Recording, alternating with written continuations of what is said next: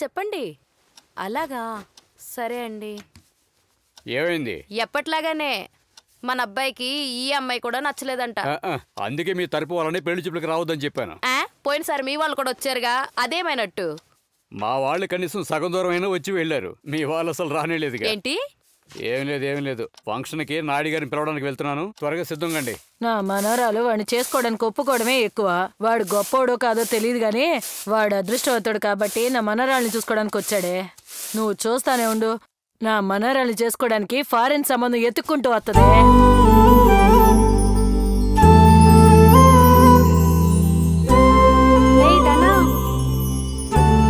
చూడటానికి వచ్చే అబ్బాయిలందరూ నీకెందుకు నచ్చలేదో నాకు ఇప్పుడు అర్థమైంది. ఏంటి, మీ మామ కొడుకు వస్తున్నాడు అందుకేగా?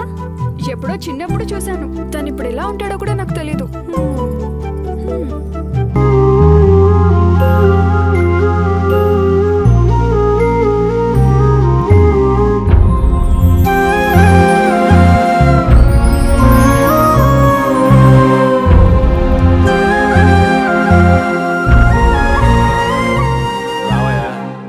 అరెకరం పొలం ఉన్న వాళ్ళే దర్జాగా తిరుగుతున్నారు.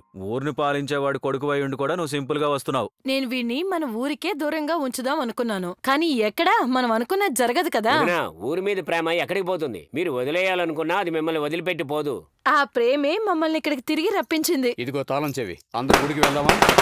సరే.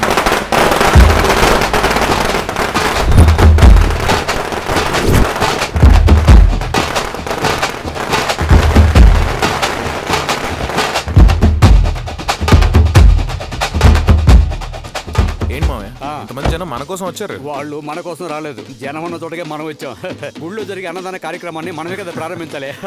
ఇన్ని సంవత్సరాలుగా రాలేదు, ఇంత సడన్ గా ఊరి మీద ప్రేమ ఏంది? ఊరి మీద ప్రేమతో రాలేదు, పిల్లని చూడడానికి వచ్చారు అనుకున్నా. నువ్వేంటయ్యా ఔరుద్లు వెళ్ళిపోయినా కూడా రంగనాథ్ కుటుంబం గుడికి ఊరికి ఏదో చేస్తూనే ఉన్నారు గయ్యా, ఇలా మాట్లాడుతున్నారంటే. మామా ధనరాజ్, ఎలా ఉన్నావురా?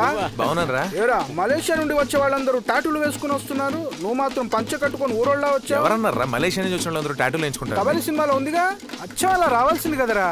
అది సినిమా రా.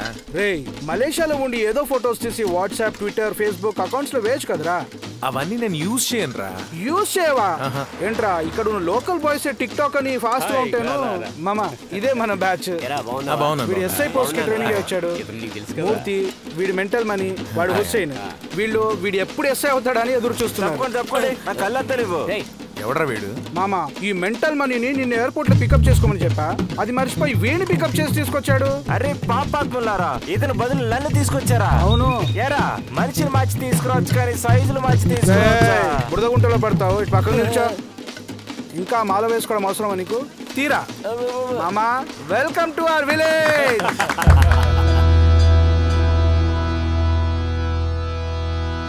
ఆది గరుడ వాహనమున్న నీలమేఘవర్ణ మహావిష్ణు రూప, నిండు అంతరంగంలోకి స్వాగతిస్తాం. మలేషియాలో ఏదో ఒక అమ్మాయిని చేసుకోకుండా ఈ ఊరు అమ్మాయిని చేసుకుంటావా? నేనే మలేషియా అమ్మాయిని చేసుకుందాం అనుకుంటున్నాను, నువ్వేంట్రా ఈ ఊరు అమ్మాయిని చేసుకుందాం అనుకుంటున్నావు? నీకు తెలియదురా మామ, ఈ ఊరు అమ్మాయిల గురించి. ఎవరైనా వస్తే నీకు శాంపుల్ గా చూపిద్దామంటే ఎవరు రావట్లేదే. అదిగా వచ్చారు చూడు, మనూరి ఆంజలినా జూలీ, శిల్పా శెట్టి, సమీరా రెడ్డి. చూడు, ఇంకా పళ్ళే తోముతున్నారు ఇప్పుడు.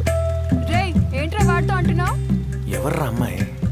ఏం లేదు, మాడు మలేషియా నుంచి మన ఊరు అమ్మాయిని పెళ్లి చూపులు చూడడానికి వచ్చాడు, అందుకే మిమ్మల్ని మీ ముఖాల్ని శాంపుల్ గా చూపిస్తున్నా. మేమేమైనా శాంపుల్ గా చూపించడానికి అంగట్లో కొనే బొమ్మలమా? అలా అనలేదు, మన ఊరు అమ్మాయిల గురించి నాకు తెలియదా?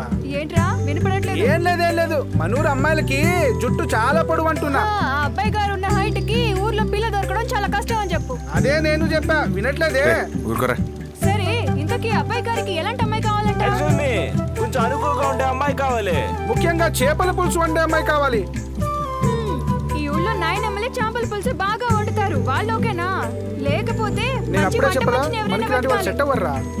వీళ్ళతో జత కలిస్తే మీకు ఒకరు కూడా పిల్లనివ్వరు. చాలా థ్యాంక్స్ అక్క, దయచేయండి. ఎవర్రా అమ్మాయి? పుల్లారావు మామ కూతుర్రా.